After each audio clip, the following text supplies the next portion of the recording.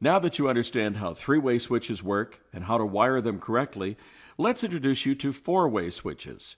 Four-way switches enable you to turn on lights or other devices from three or more different locations in your home.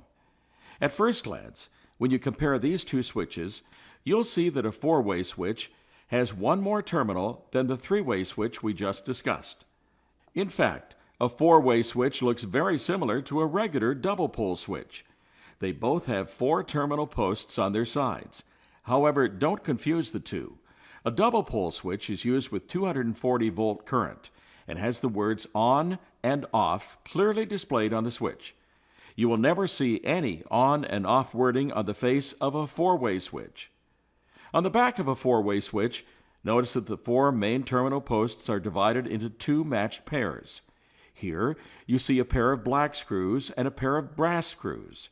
There is also a green hexagonal screw that serves as the switch's ground terminal. Four-way switch designs vary depending on their type and the manufacturer of the switch. They may look different, but they all still have two sets of matching terminals. Each has a pair of black terminals, and each has a pair of brass terminals. No matter what type of four-way switch you're using, just remember to distinguish between these two pairs of terminal screws when you begin to wire these switches. A four-way switch is a device that does nothing more than simply redirect the flow of electricity from one terminal to another. We'll see exactly how this is done in a moment. If you understand how a three-way switch scenario works, a four-way switch setup should be easy to learn. Remember what we've just seen. A three-way switch setup has two three-way switches controlling a light or other device on a circuit. To enable this light to be controlled by three or more switches, you simply add a four-way switch onto the circuit at a position somewhere between the two three-way switches. Four-way switches are always installed between two three-way switches. You may add as many four-way switches to the circuit as you want to meet your wiring needs, but they all must be positioned somewhere in line between your two three-way switches. But we will demonstrate this four-way switch scenario using one four-way switch positioned between two three-way switches. For more information about wiring other four-way switch variations, we recommend you refer to a self-help manual and contact a professional electrician. Now, taking a look at this four-way switch example, we see that the incoming cable arriving to the first three-way switch is a regular two-conductor cable like we used in our three-way switch example. Again, this cable has two conductors, black and white, and one ground wire. The cables leading to and leading away from the four-way switch are both three-conductor cables, having a black, red, white, and ground wire. And the cable leading away from the last three-way switch to the light at the end of run is another two-conductor cable with a black, white, and bare copper wire. You wire this scenario beginning in the same way we demonstrated with the three-way switch example. You attach the black wire from the incoming power cable to the common screw on the first three-way switch.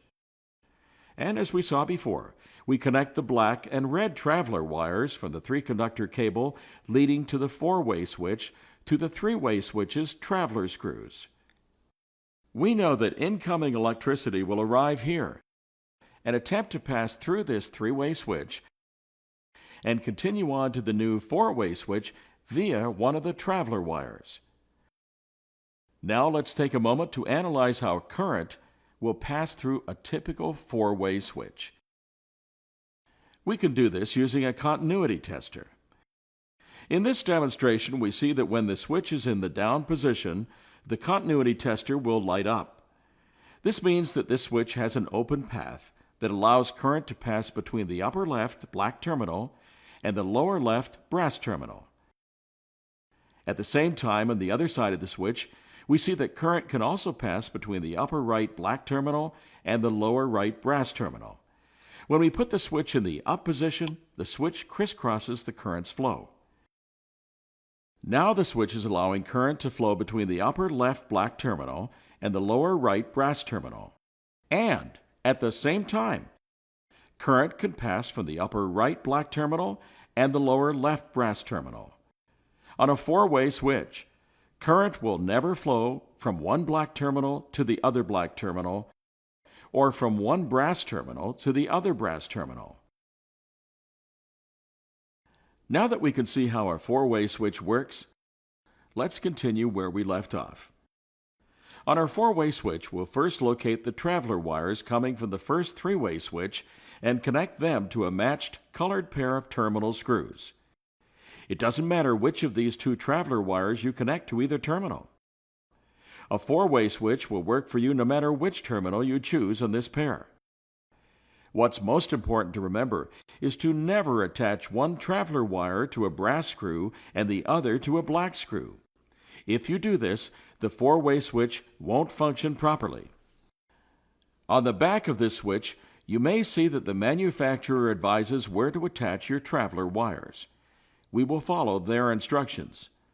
On the backs of other four-way switches, you may also find similar wording. Often you'll see guides, such as ins and outs, clearly displayed on the switch. You'll notice that the pairs will match. Some manufacturers may not indicate which pair of terminals to use for the incoming current, in which case you may choose for yourself.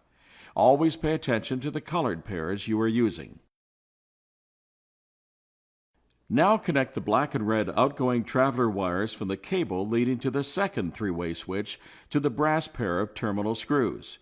Again, it doesn't matter which colored traveler wire you connect to either one of these brass terminals. Moving to the second three-way switch, we will connect the incoming traveler wires from the four-way switch to the traveler screws on this switch, just as we did before in our three-way switch demonstration.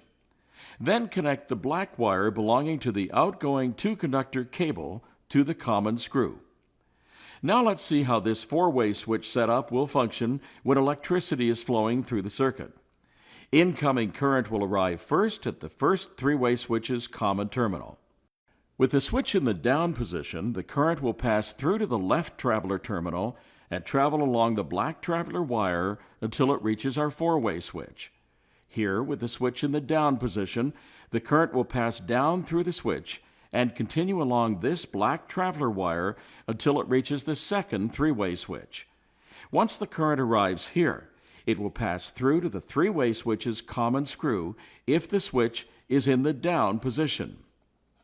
In this case, the current has an unobstructed path through the circuit to reach and illuminate the light. Let's back out so we can see this path clearly. The benefit of a four-way switch setup is that at any switch along this path, you will be able to turn off or turn on the light. Notice how the path of the current is affected as we turn off and turn on the flow of current. A complete circuit is broken or created every time there is a flip of the switch. Now let's finish this installation by combining the neutral wires together with a wire connector at both of the three-way switch locations. Do the same with the neutral wires at the four-way switch. Also connect your ground wires in the same fashion. Join them together with wire nuts and use pigtails to connect them to the switch's ground screws and metal boxes at every switch location. As a precaution, please consult with a licensed professional electrician before attempting any complicated electrical project. So just to clear up a little terminology here, discussing switches, generally when you say a switch is closed, the circuit is closed, so you close a switch by turning it on. Here he says you open the switch. What he's really talking about is opening the path for electricity to flow. So just a little clarity there.